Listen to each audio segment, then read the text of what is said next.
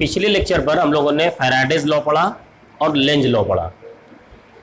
Faraday's law ये कहता है कि उन्होंने सबसे पहले तो एक्सपेरिमेंट किए।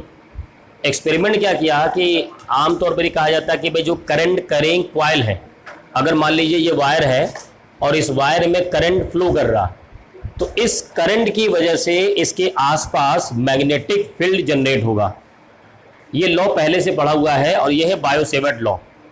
उन्होंने एक एलिमेंट के थ्रू कितना करंट मैग्नेटिक फील्ड होगा उसके बारे में उन्होंने बताया। फिर आगे चल कर हमने और पढ़ा कि पूरे एलिमेंट के थ्रू भी वहां पर अगर कोई वायर है तो उसके आसपास मैग्नेटिक फील्ड होगा। फिर हम लोगों ने ये भी जाना कि अगर कोई मैग्नेटिक फील्ड है और उसमें अगर चार्ज स्टेशनरी है तो उस पर कोई भी फोर्स नहीं लगता, लेकिन अगर चार्ज मूव कर रहा है तो उस पर फोर्स लगेगा। कब? जब मैग्नेटिक फील्ड हो। इलेक्ट्रिक फील्ड में चार्ज स्टेशनरी हो तो भी फोर्स लगता है, मूवेबल हो तो भी फोर्स लगता है। फैराडेज ने ये कहा, उन्होंने एक कॉन्सेप्ट दिया मैग्नेटिक फ्लक्स का। पूरा मैग्नेटिक फ्लक्स का कॉन्सेप्ट उन्होंने यूज किया। मैग्नेटिक फ्लक्स क्या होता है कि अगर कोई वहां पर सरफेस है और उस सरफेस से वहां पर जो मैग्नेटिक फील्ड की लाइन है, मैग्नेटिक फील्ड की लाइन वो पास कर रही है, तो जो मैग्नेटिक फ्लक्स होता है वो होता है phi is equal to B A cos theta, where theta किसके बीच एंगल है? बी और ए। अब एरिया का क्या डायरेक्शन होता है? एरिया का डायरेक्शन होता है उसका नॉर्मल। जैसे ये अगर एरिया है तो इसका नॉर्मल ये होगा, तो बी और ए के बीच का जो एंगल होगा वो थीटा होगा। उन्होंने ये एक बात कही और दूसरी बात ये कही कि जब चेंज इन फ्लक्स होगा, चेंज इन फ्लक्स यानी या तो बी चेंज हो या तो ए चेंज हो या थीटा चेंज हो, तो वहां पर एक इलेक्ट्रिक करंट प्रोड्यूस होगा। और उन्होंने इसका एक्सपेरिमेंट किया कि वहां पर उन्होंने क्या किया कि भाई जैसे उन्होंने मैग्नेटिक फील्ड लिया और इस मैग्नेटिक फील्ड के अंदर इन्होंने कोई वायर ले लिया और एक पूरा लूप लिया, और इस लूप में उन्होंने क्या किया कि मान लीजिए इस पर मैग्नेटिक फील्ड की इंटेंसिटी को इंक्रीज किया जाए या डिक्रीज किया जाए, यानी मैग्नेटिक फील्ड को चेंज किया जाए। चेंज करने का तरीका क्या है? या तो आप इसका एरिया बढ़ा दीजिए तो मैग्नेटिक फील्ड की जो लाइन है क्या होंगी, कुछ ज्यादा हो जाएंगी कुछ कम हो जाएंगी। या दूसरा मेथड क्या है कि आप क्या करिए कि इसमें मैग्नेटिक फील्ड की इंटेंसिटी और बढ़ा दीजिए। तो या तो बी चेंज कीजिए या तो ए चेंज कीजिए या एंगल थीटा चेंज कीजिए, तो वहां पर इस वायर में करंट फ्लो होने लगता है, वायर में करंट फ्लो होने लगता है। पहला रूल दिया। दूसरा लॉ इन्होंने दिया कि जो करंट फ्लो होगा वो होगा इंड्यूस्ड ईएमएफ की वजह से। सही मायने में इंड्यूस्ड ईएमएफ का मतलब होता है कि वोल्टेज प्रोड्यूस होना, पोटेंशियल वहां पर क्रिएट होना। बिना पोटेंशियल के वहां पर करंट फ्लो होगा ही नहीं, ये बात सब जानते हैं। अगर बैटरी के टर्मिनल के बीच में पोटेंशियल डिफरेंस ना हो तो करंट फ्लो नहीं होगा। अगर मोहल्ले में जो ट्रांसफार्मर रखा है और आपके घर में जो लाइट है, इन दोनों के बीच में अगर वोल्टेज का डिफरेंस ना हो तो करंट वहां से यहां फ्लो ही नहीं होगा।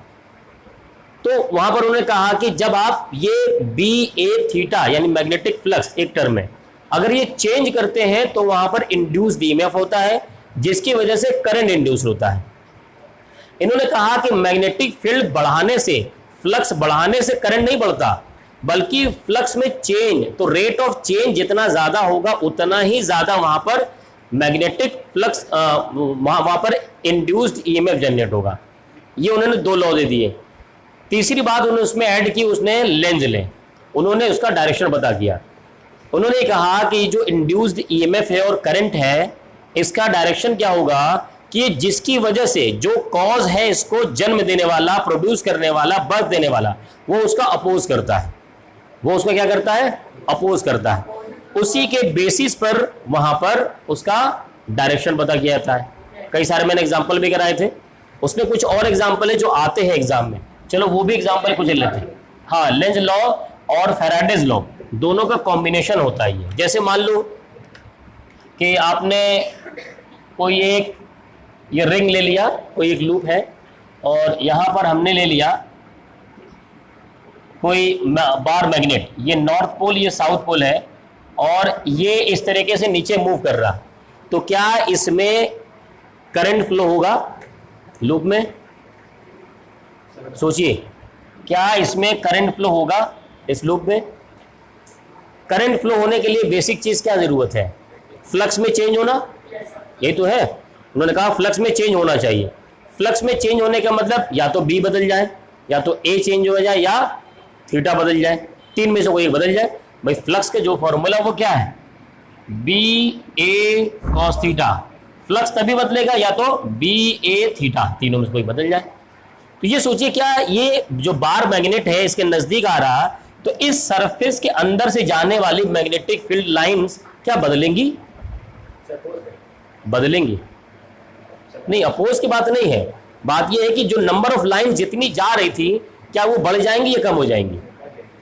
देखो उससे कैसे, अगर आप मैग्नेटिक फील्ड की लाइन ड्रॉ करिए, तो यहां से मैग्नेटिक फील्ड लाइन निकलती है, इधर चली जाती है, इधर से निकलती है, इधर चली जाती है, यही तो है। ये तो पढ़ा है ना सबने भाई, ये इधर चली जाती है, इधर चली जाती है। क्लियर है? अब अगर बार मैग्नेट यहां है, तो मान लो कुछ लाइन दूर वाली जा रही होंगी, इस वायर से, इस लूप से कुछ लाइन जा रही होंगी। जब आप इसको नजदीक लेके आएंगे तो मैग्नेटिक फील्ड लाइंस बढ़ जाएंगी ना, इसके अंदर गुजरने वाली लाइन बढ़ जाएंगी। बाहर मैग्नेट से तो नहीं निकलेंगी, लेकिन वो जब नजदीक आएगा तो इसके अंदर पास होने वाली लाइन क्या होंगी? बढ़ जाएंगी। और मान लीजिए दूर करेंगे तो कम हो जाएंगी। और यही तो चाहिए, change in magnetic field line या मैग्नेटिक फ्लक्स चेंज होना चाहिए, तब करंट फ्लो होगा। तो इसमें क्या होगा? करंट फ्लो होगा जब ये मैग्नेट मोशन में होगा। अब सवाल उठता है कि इसका डायरेक्शन क्या होगा? सवाल ये होता है उसका डायरेक्शन होगा क्या, कैसे पता करेंगे? समझो, बहुत कॉन्सेप्चुअल चीज है, बहुत ध्यान से देखना भाई। ये तो पता चल गया ना कि ये इसमें इलेक्ट्रिक करंट फ्लो होने लगेगा।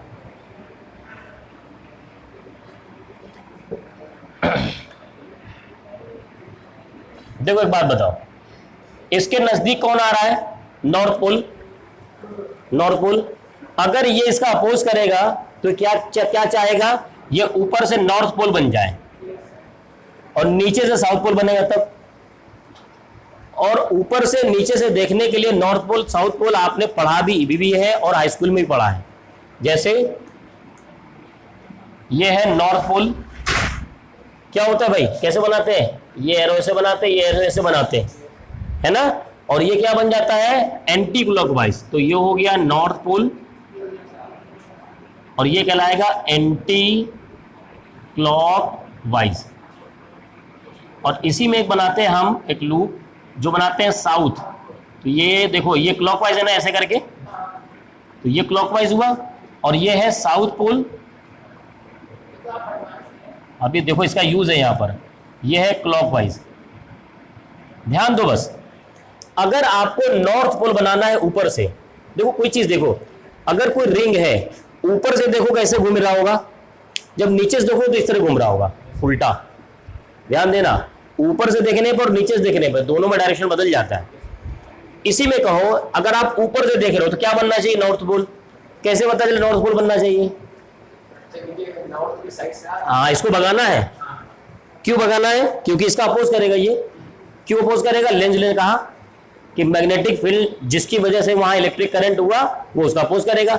इसकी वजह से हुआ, ये नजदीक आ रहा था तो इसके अंदर इलेक्ट्रिक करंट हुआ, तो ये चाह रहा कि इसको भगा दो, क्योंकि पहले नजदीक आ रहा था, भगाना है। भगाना है तो क्या बनना चाहिए? इसको नॉर्थ बन जाना चाहिए, तभी इसको रिपेल करेगा। नॉर्थ बनने के लिए क्या डायरेक्शन होना चाहिए? Anti clockwise. तो डायरेक्शन होना चाहिए एंटी क्लॉकवाइज। कब? ऊपर से। जब आप ऊपर से देखेंगे एंटी क्लॉकवाइज, नीचे से देखो, देखो नीचे से देखो क्लॉकवाइज दिख रहा होगा। क्लॉकवाइज में क्या होता है? South pole. समझ में आया? एग्जाम्पल एक और लेते हैं, पहले समझो खाली। और मान लीजिए यहां पर है, ये है साउथ पोल और ये नॉर्थ पोल। अब पूछा जा रहा है कि बताओ इसमें करंट का डायरेक्शन क्या होगा? अच्छा, वेलोसिटी नहीं दिया, ये रहा वेलोसिटी। नहीं, वेलोसिटी बदल दो। चलो अब एक बात बताओ, इसमें करंट फ्लो होगा। करंट फ्लो होगा तो क्या करेगा? इसका अपोज करेगा। ये दूर जा रहा था, क्या चाहिए? इसको बुलाना पड़ेगा ना, अपोज करने के लिए बुलाना पड़ेगा।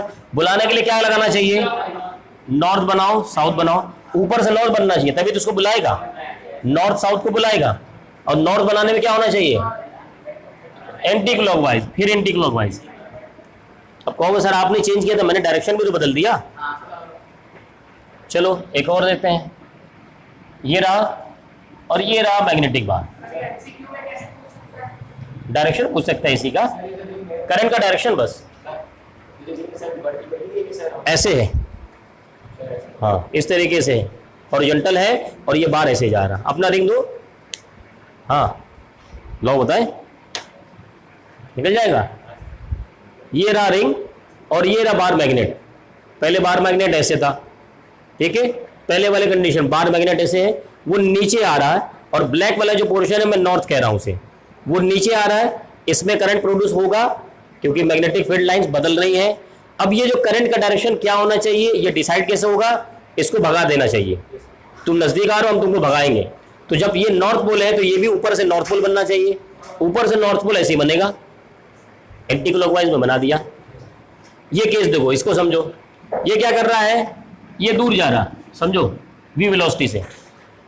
सबसे पहले बताओ नीचे से क्या पोल बनना चाहिए। पोल हमेशा नीचे ऊपर दोनों बनाना। नीचे क्या बनना चाहिए, साउथ, तो ऊपर नॉर्थ बनेगा, ठीक है।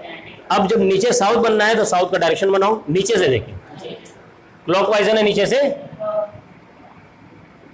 ये नीचे से है डायरेक्शन।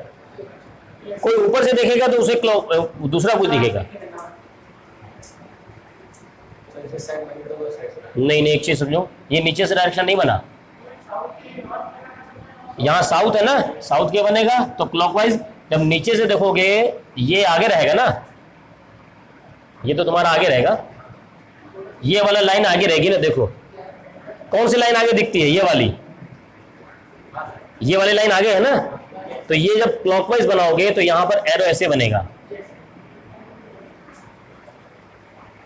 क्लियर, हाँ एंटी क्लॉकवाइज। लेकिन तुम देख कहां से रहे हो, जब तुम नीचे से देख रहे हो तो यहां पर ऐसे बनेगा।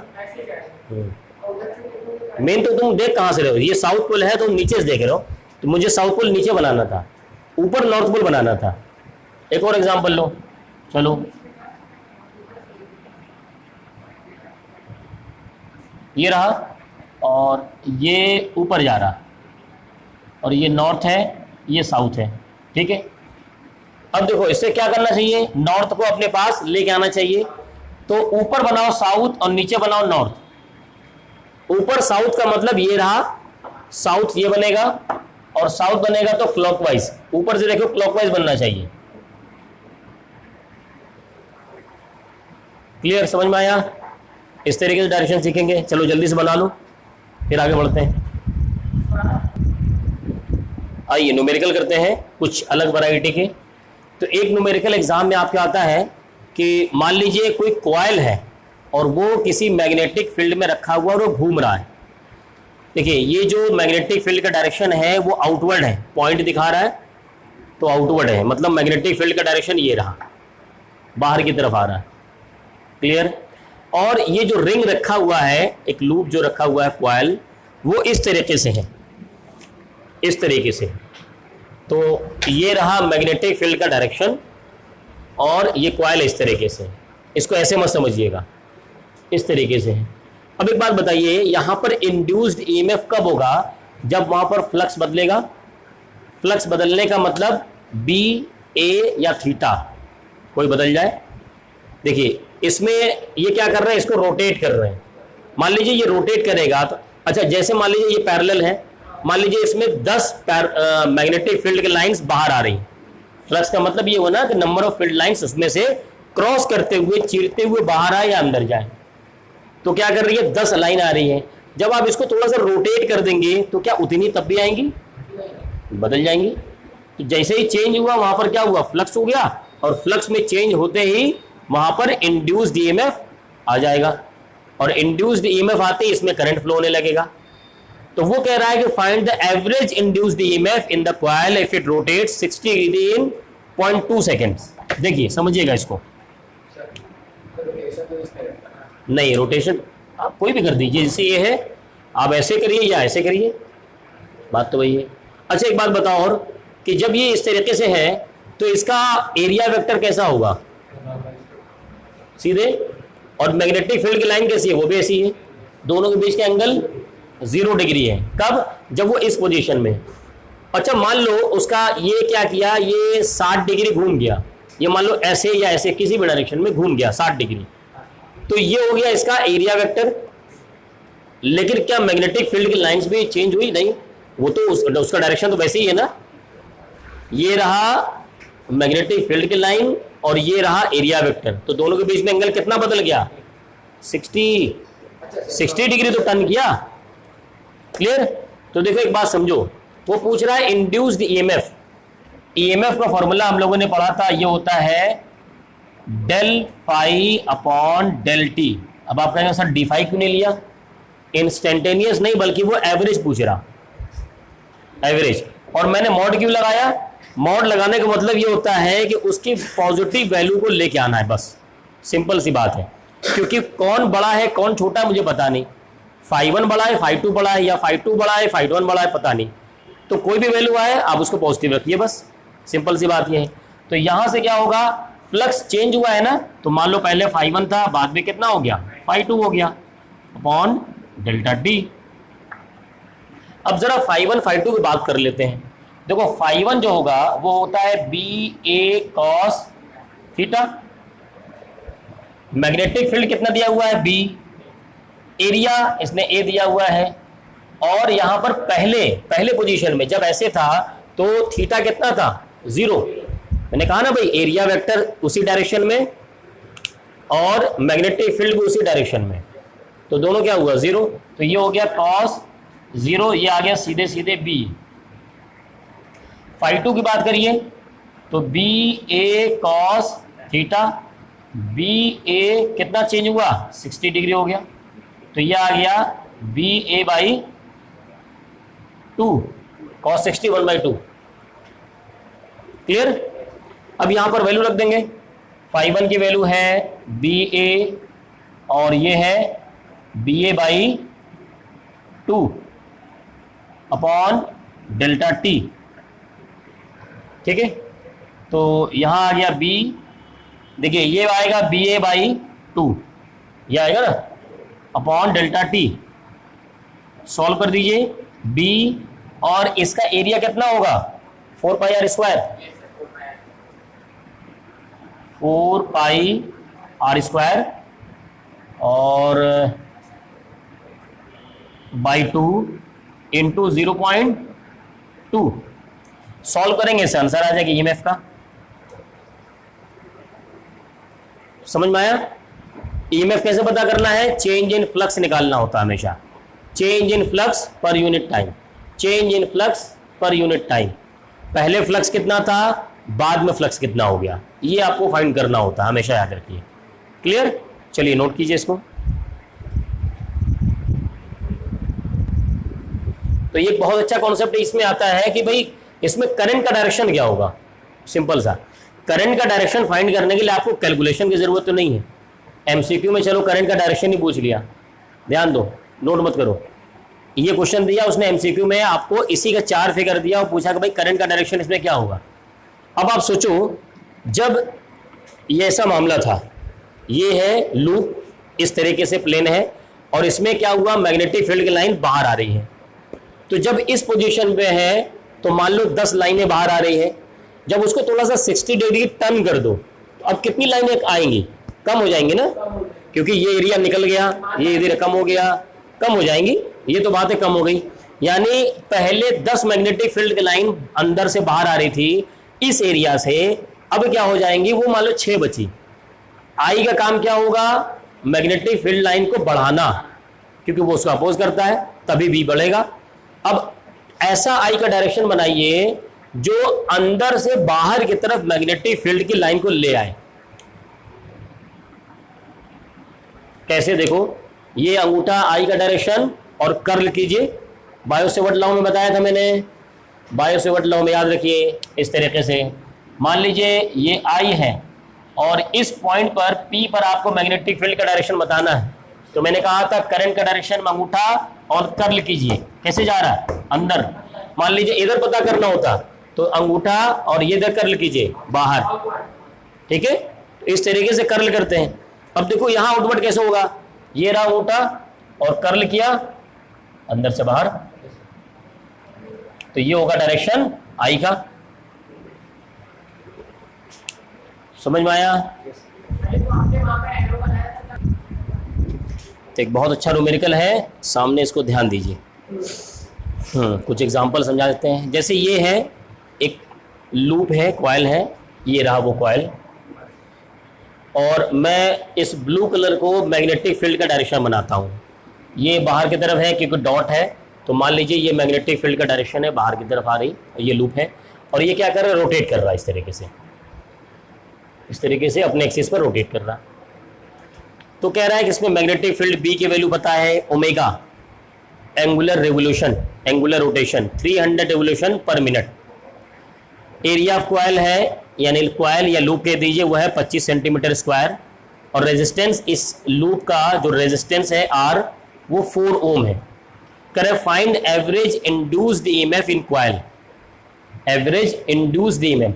पहली बात तो इसमें इंड्यूस्ड होगा कि नहीं होगा, कैसे होगा भाई? अगर ये ऐसे ही है तो इसमें कोई इंड्यूस नहीं होगा। क्यों? जितनी मैग्नेटिक फील्ड की लाइन अंदर से बाहर आ रही थी अभी उतनी आ रही है। जब ये रोटेट करना स्टार्ट करेगा तो जो नंबर ऑफ लाइंस क्या होंगी, वो कम हो जाएंगी, कम हो जाएंगी, कम हो जाएंगी। अब कितनी हो गई? 0। सब तो निकल गई ना। अब क्या हुई? अब बढ़ रही, अब बढ़ रही, बढ़ रही, बढ़ रही, फिर बढ़ जाएंगी, फिर क्या हुई? फिर 0, फिर क्या हुई? फिर बढ़ रही।